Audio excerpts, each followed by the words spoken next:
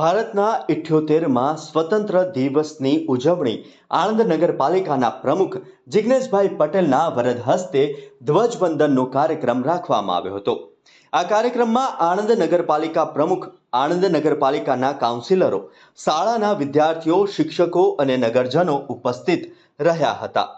આણંદ નગરપાલિકા પ્રમુખ દ્વારા ધ્વજવંદન કરવામાં આવ્યું। ત્યારબાદ નગરપાલિકા પ્રમુખ દ્વારા સામૂહિક સંબોધન આપવામાં આવ્યું હતું।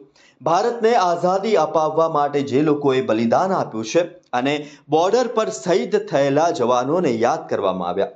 ત્યારબાદ સ્વતંત્ર કાર્યક્રમો યોજવામાં આવ્યા હતા, જેમાં દેશભક્તિને લગતા કાર્યક્રમો યોજવામાં આવ્યા।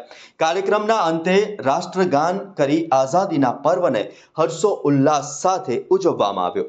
આપણા દેશના 78માં સ્વાતંત્ર્ય દિવસની ઉજવણી પ્રસંગે ઉપસ્થિત થયા છે, ત્યારે આ સમારંભમાં ઉપસ્થિત નગરપાલિકા ઉપપ્રમુખ શ્રી, નગરપાલિકાના મારા તમામ સાથી સદસ્યશ્રીઓ, ચીફ ઓફિસર શ્રી, નગરપાલિકાના તમામ અધિકારીશ્રીઓ, કર્મચારીશ્રીઓ, નગર શિક્ષણ સમિતિમાંથી પધારેલ સર્વ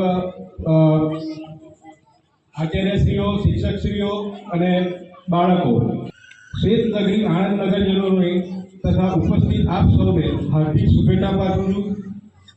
આજના દિવસે ભારત દેશને આઝાદી અપાવનાર પૂજ્ય મહાત્મા ગાંધી ચરોતર વિસ્તારના પનોતા પુત્ર એવા લોખંડી પુરુષ સરદાર વલ્લભભાઈ પટેલ તેમજ સુભાષચંદ્ર બોઝ જેવા અનેક વીર સપૂતોએ અનેક યાતનાઓ ભોગવી અને આ દેશને આઝાદી અપાવી।